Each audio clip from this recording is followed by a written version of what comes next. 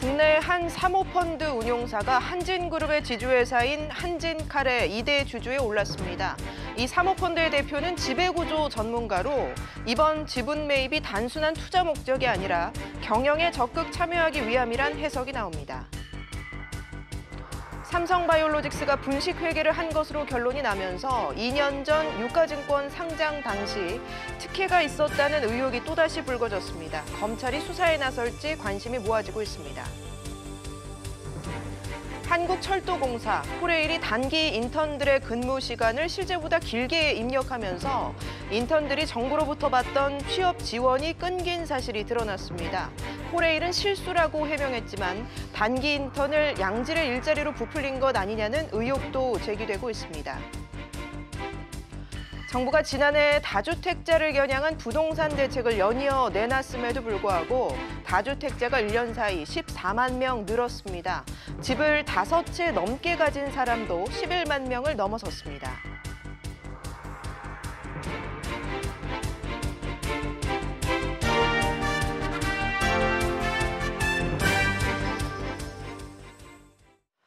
여러분 안녕하십니까? 삼성과 현대차 등 우리 기업 경영에 공격적인 행보를 보여온 미국의 행동주의 사모펀드 엘리엇 기억하시죠?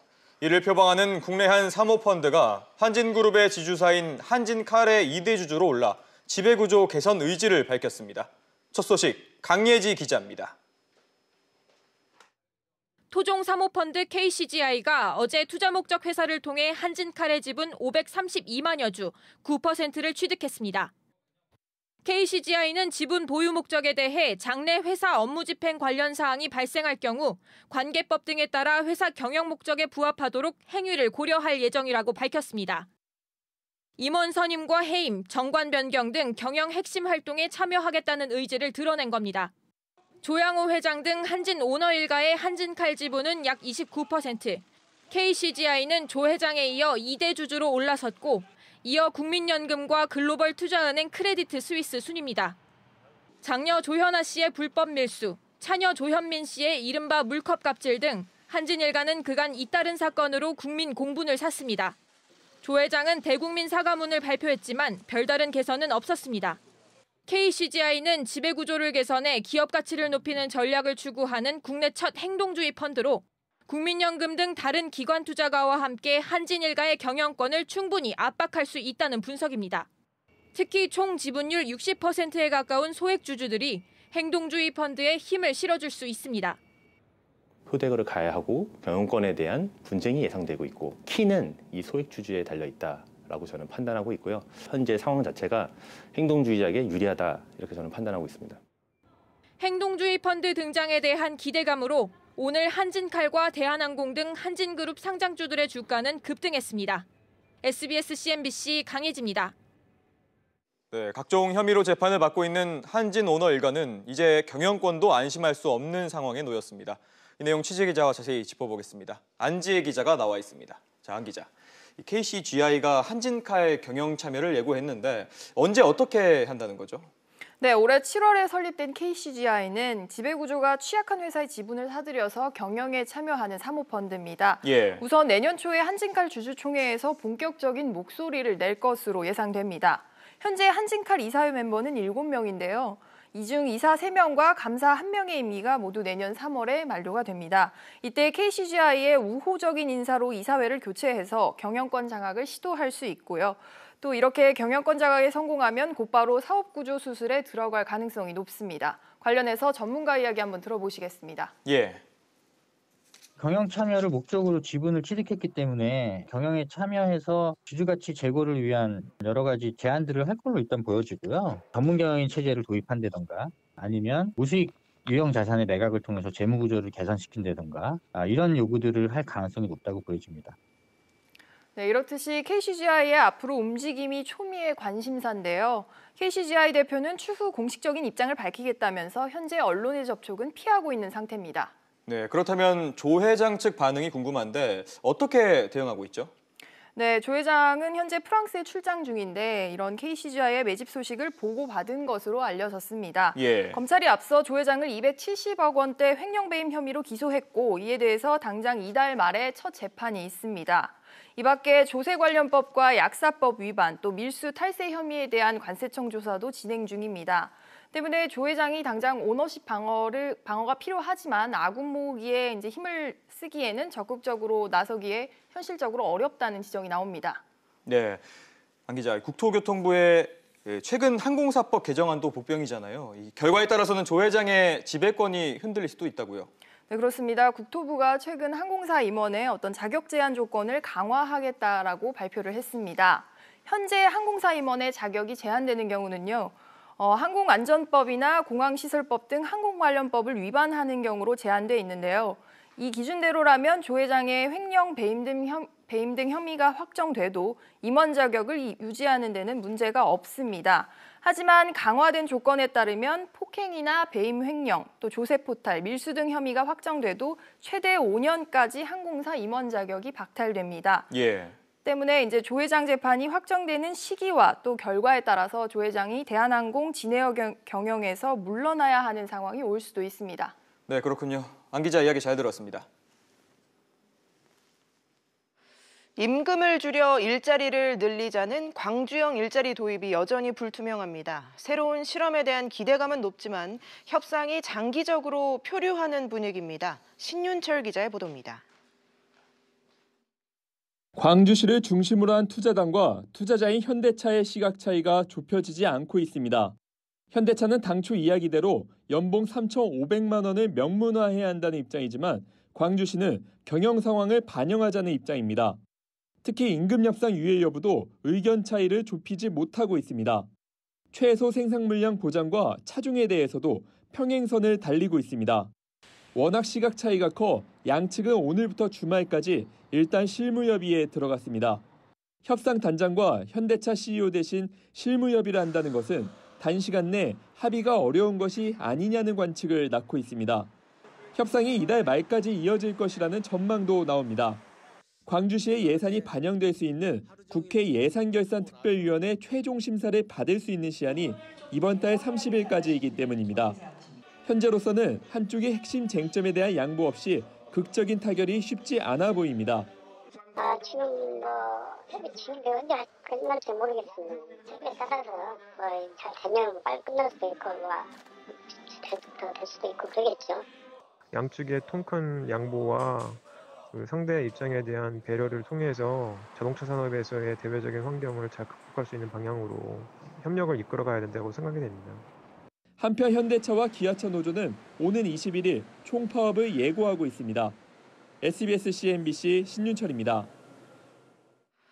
삼성바이오로직스가 분식회계를 한 것으로 결론이 나면서 2년 전 상장 당시 특혜가 있었다는 의혹이 또다시 불거졌습니다. 검찰이 수사에 나설 가능성도 제기됩니다. 손석우 기자가 보도합니다. 삼성바이오로직스는 2016년 11월 유가증권 시장에 상장했습니다. 2011년 설립 이후 줄곧 적자 상태였지만 시가총액 6천억 원, 자본 2천억 원 이상 조건을 충족하면 대형 성장 유망 기업으로 상장할 수 있도록 하는 새 규정을 적용받아 상장이 가능했습니다. 이 규정은 당시에도 삼성바이오로직스에 대한 특혜라는 주장이 제기됐지만 우량 기업을 유치해야 한다는 게 금융당국이 내세운 당위성이었습니다. 저희가 가급적이면 국내 시장에 상장을 해달라. 그래야 우리 자본시장이 풍부해지고 유망한 기업에 대한 국내 투자자들의 투자 기회가 주어지지 않겠느냐. 하지만 삼성바이오로직스가 상장 전에 분식회계를 한 것으로 결론나면서 상장 특혜 의혹은 다시 수면 위로 부상했습니다. 논란이 다시 불거지자 박상기 법무부 장관은 삼성바이오로직스 특혜 상장 의혹에 대한 수사 가능성을 내비치기도 했습니다. 삼성바이오로직스 특혜 상장 의혹이 계속 제기되고 있는데 그 부분에 대해서도 구체적인 단서가 확인이 되면은 수사를 할 것으로 그렇게 지금 예상하고 있습니다. 일각에선 삼성바이오로직스의 상장부터 분식회계 결론까지 모두 금융당국의 손을 거쳤다는 점에서 금융당국의 오락가락 행보와 책임론도 불거지고 있습니다. SBS CNBC 손석우입니다. 코레일에서 공공기관 단기 일자리에 근무 중인 인턴들이 회사 측의 실수로 피해를 봤다고 합니다. 주 20시간만 근무하고 있는데 코레일이 40시간 근무자로 분류하면서 취업 성공 패키지 프로그램에서 제외된 건데요. 코레일은 단순 실수라고 밝혔는데 무려 700여 명이나 주 40시간 근무자로 둔갑시켜 상황상 석연치 않다는 지적입니다. 윤성훈 기자의 단독 보도입니다. 한국철도공사 코레일에서 체험형 인턴으로 주중 20시간 근무하는 김모 씨. 월 30만 원을 받으면서 취업 상담과 직업교육 등을 받는 취업 성공 패키지 프로그램에 참여하고 있었는데 최근 어처구니 없는 일을 겪었습니다. 고용노동부로부터 더 이상 취업 성공 패키지 프로그램 대상자가 아니라는 통보를 받았기 때문입니다.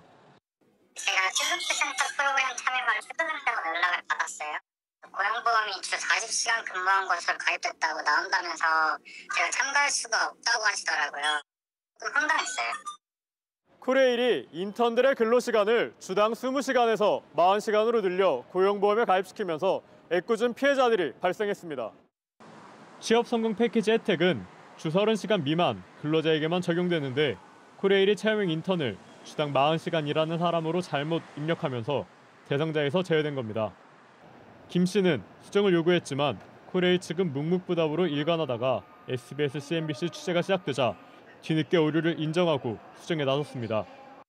원래 저희가 20시간 하시는 분이 있고 40시간 하시는 분들이 있어요. 담당자분이 좀 착오가 있어가지고 잘못 신청을 하셨대요. 코레일 측은 단순 실수라면서 문제를 바로잡았다고 해명했지만 체험형 단기 인턴을 양질의 일자리로 포장하려던 것이 아니냐는 의혹이 제기되고 있습니다. SBS, CNBC 윤성훈입니다. 앞서 보신 것처럼 코레일은 실수라고 하지만 석연치 않은 부분이 많습니다. 어떤 내용인지 취재기자와 자세히 짚어보겠습니다. 이한승 기자가 나와 있습니다. 자, 이 기자. 네. 이제 저희 취재가 시작이 되니까 코레일이 사실 확인을 하고 오류를 수정을 한 거잖아요. 네, 맞습니다. 만약에 저희가 문제를 제기하지 않았다면 주 40시간으로 계속 남았을 수밖에 없을 것 같은데요. 네, 일단 저희가 코레일 측에 이 상황이 어떻게 된 거냐라고 처음 물어봤을 때 코레일 측의 답변은 확인해보겠다였습니다. 예. 그 후 한나절이 지나서야 이 단순 실수라면서 정정을 하고 있다는 답변이 왔었거든요. 앞서 보신 대로 피해를 본 인턴들의 요청에는 코레일은 묵묵부답으로 일관을 했기 때문에 만약 취재를 시작하지 않았다면 말씀하신 대로 상황이 바뀌지 않았을 수도 있는 겁니다.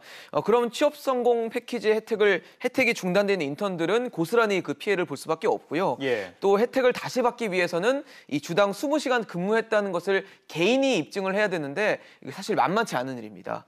그리고 통계청 고용 동향을 보면 주당 36시간을 기준으로 이 분류를 하는 통계가 있는데요.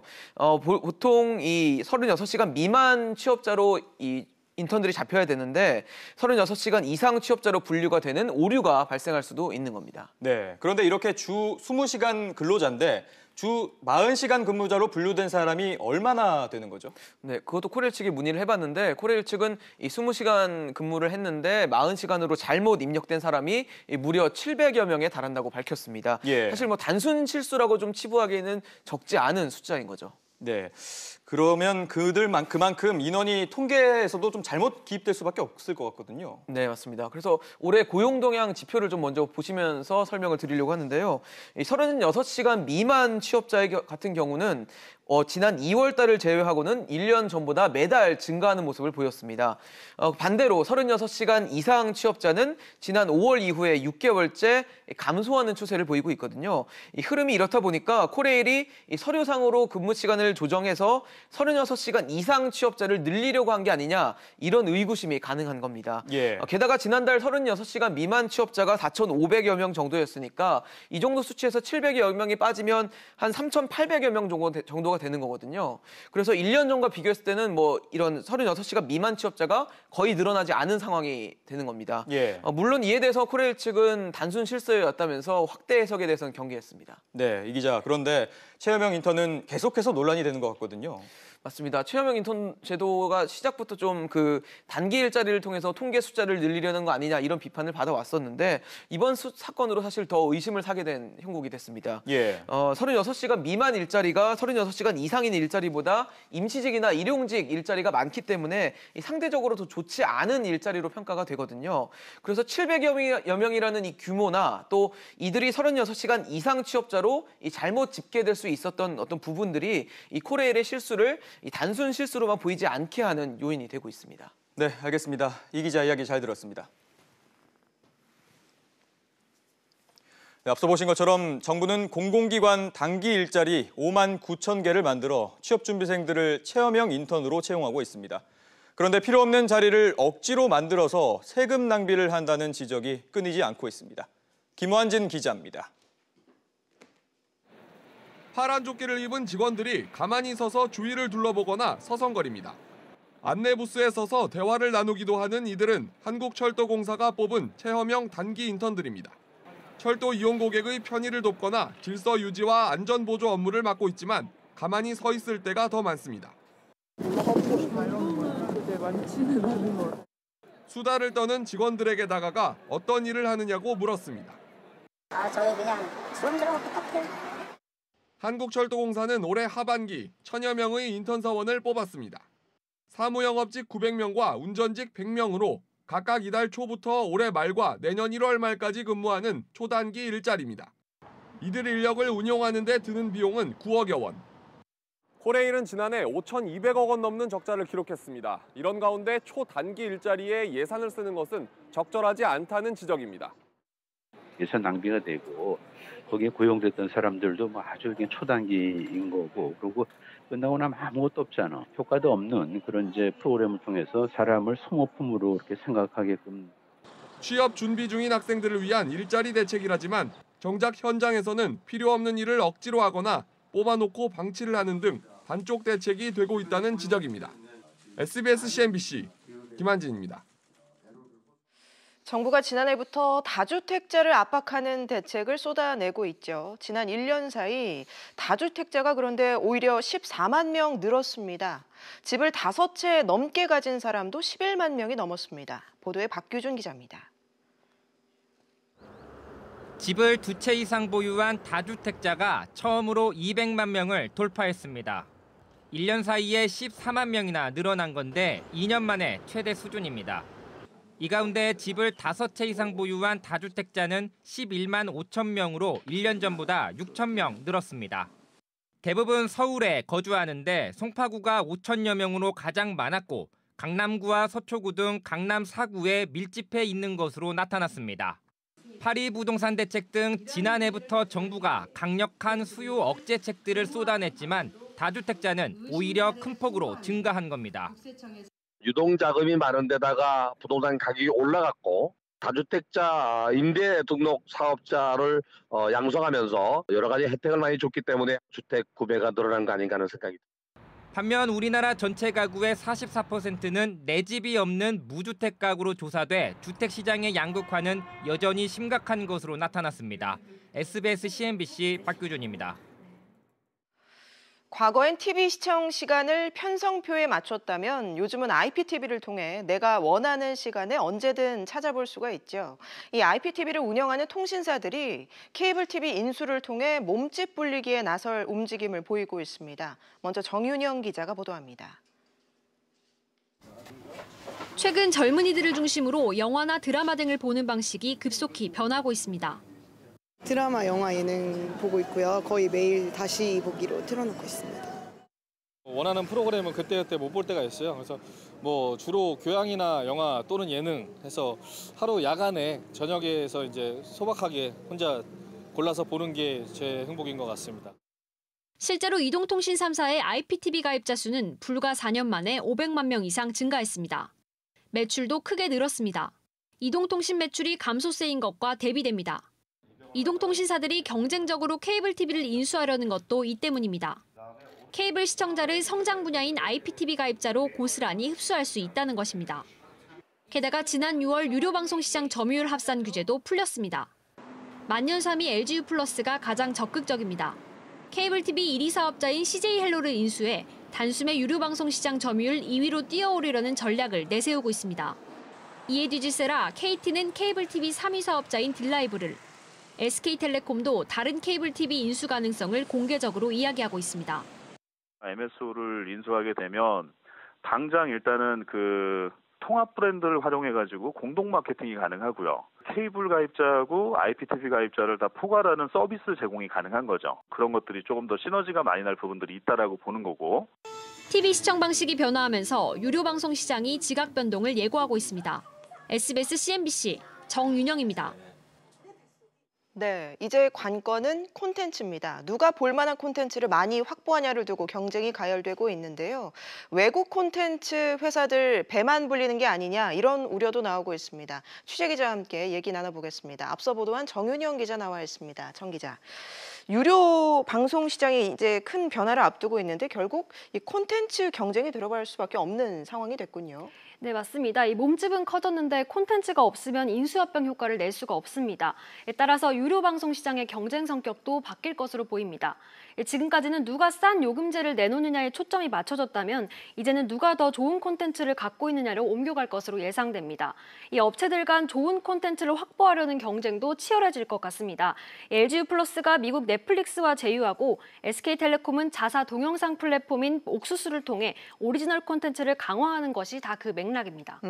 넷플릭스라는 게 이제 세계 최대 유료 동영상 콘텐츠 업체를 말하는 거죠? 네, 맞습니다. 우리나라에서 이제 본격적으로 사업을 시작하면 파장이 만만치 않을 것 같은데요? 네, 그렇습니다. 오늘부터 넷플릭스는 LGU+를 통해서 국내 서비스를 확대할 예정입니다. 이 넷플릭스는 직접 국내에서 제작도 나설 계획인데요. 국내 미디어 생태계의 열악한 환경을 개선하는 매기 역할을 할지 아니면 생태계를 다 잡아먹는 포식자가 될지는 좀 더 지켜봐야 될 것 같습니다. 넷플릭스는 연매출 13조 원이 넘는 글로벌 콘텐츠 유통기업입니다. 최악의 경우 한국 콘텐츠 시장이 넷플릭스 하청사로 전락할 수 있다는 얘기까지 나오고 있습니다. 이 LGU+와의 수익 배분도 관심사인데요. 이 넷플릭스가 전 세계 방송 사업자에 요구하는 제휴 조건은 90%의 수익을 배분받는 것으로 알려져 있습니다. 여기에 대해 LGU+는 수익 배분 구조를 밝히지 않고 있는데요. 넷플릭스가 90% 수익을 가져간다. 그러니까 9대 1이 된다는 건가요? 네, 그럴 가능성이 높습니다. 따라서 우리나라 통신망을 사용하면서도 합당한 세금을 내지 않을 것이란 얘기가 나오고 있습니다. 구글이나 페이스북 같은 업체들도 마찬가지 상황인 거죠? 네, 그렇습니다. 그래서 망은 우리 기업이 깔고 돈은 해외 기업이 번다는 비판이 나오고 있습니다. 지난해 구글이 국내에서 올린 매출액은 5조 원으로 추정되는데 법인세로 200억여 원을 낸 것으로 알려졌습니다. 참고로 더 적게 번 네이버의 같은 경우는 4천억 원을 냈습니다. 구글은 서버가 해외에 있기 때문인데요. 그래서 일명 구글세 논란이 다른 나라에서도 나오고 있습니다. 우리 정부도 역차별을 막기 위해서 올해 안에 망 사용료 계약에 관한 가이드라인을 마련하기로 했습니다. 관련해서 유영민 과기부 장관 이야기 들어보시겠습니다. 이미 기재부, 그다음에 금융위, 공정위, 방통, 과기해서 이 부분을 같이 협의를 하고 있습니다. 그 합동조사도 같이 건의를 하도록 하겠습니다. 네, 방송통신위원회는 지난달 초부터 망 사용료 실태 점검에 들어갔고 역차별 방지 가이드라인과 각종 규제 마련을 검토 중이라고 밝혔습니다. 네, 알겠습니다. 정 기자 얘기 잘 들었습니다. 오늘도 미세먼지 농도가 높아 답답한 하루였는데요. 미세먼지를 포함해 지구 온난화와 이에 따른 기후변화는 우리의 삶을 위협하는 반드시 해결해야 하는 과제입니다. 오늘 서울에서는 이 문제에 대한 해법을 논의하는 기후에너지 컨퍼런스가 열렸습니다. 오수영 기자가 취재했습니다. 지속가능한 미래를 위한 변화. 제5회 서울 기후에너지 컨퍼런스에 모인 400여 명의 정부와 학계, 녹색 성장 전문가들이 머리를 맞댄 주제입니다. 참석자들은 미세먼지 등 기후변화의 심각성을 공유하고 해결책을 찾기 위해 모든 수단을 동원해야 한다고 강조했습니다. 미세먼지만 나오면 제가 굉장히 숨을 곳을 찾을 정도로 굉장히 부끄럽습니다. 에너지 전환이라는 이름 하에서 이 석탄 발전을 줄이는 노력, 대신에 에너지가 조금 더 늘어나게 되겠죠. 특히 탄소 배출을 줄이기 위한 배출권 거래 제도가 시행되고 있는데 여기에 블록체인 기술이 도입돼야 개인 간 거래가 활성화될 수 있다고 입을 모았습니다. The only way to provide this information is really a price. So that's why a price signal is so important. Public and programmable blockchain solutions. It is the most suitable. 효율적인 전력 생산이 필수라는 지적도 나왔습니다. 그 방안으로 동북아시아 슈퍼그리드의 조속한 실행이 촉구됐습니다. 슈퍼그리드란 대륙 간 또는 국가 간에 생산한 전력을 연결해 공유하는 에너지 네트워크입니다. 몽골에서의 그 풍부한 태양광이나 풍력, 그리고 러시아에서의 이제 천연가스에 의한 그 발전 이런 것들이 이제 조금 전에 말씀드린 현 시점에서 가장 선호되는 발전원이라고 얘기할 수 있습니다. 수요처는 전 세계 인구의 20% 그리고 GDP의 그 23%를 차지하는 한국, 중국, 일본이 됩니다. 참석자들은 기후변화를 억제하기 위한 주요국 정부와 큰 기업의 동참이 지속가능한 미래의 가장 큰 관건이라고 강조했습니다. SBS CNBC 오수영입니다.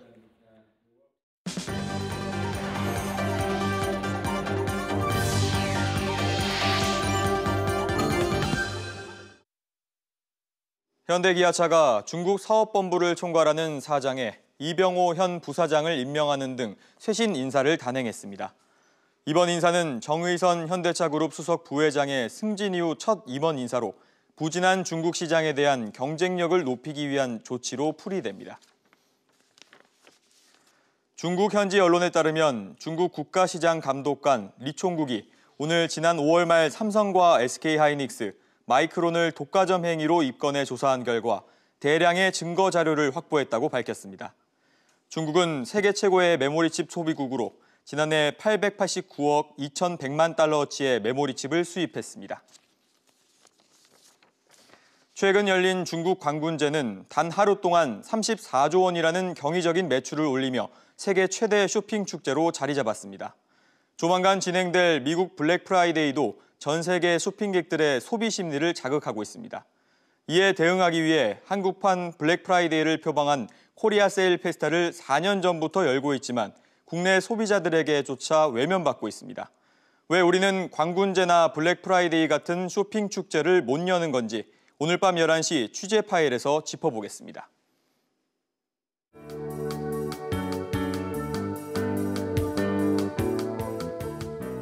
안녕하세요. K웨더 라이프스타일 예보 윤지향입니다. 미세먼지 때문에 시야도 답답하고 숨을 쉬기가 편하지 않은 하루였습니다.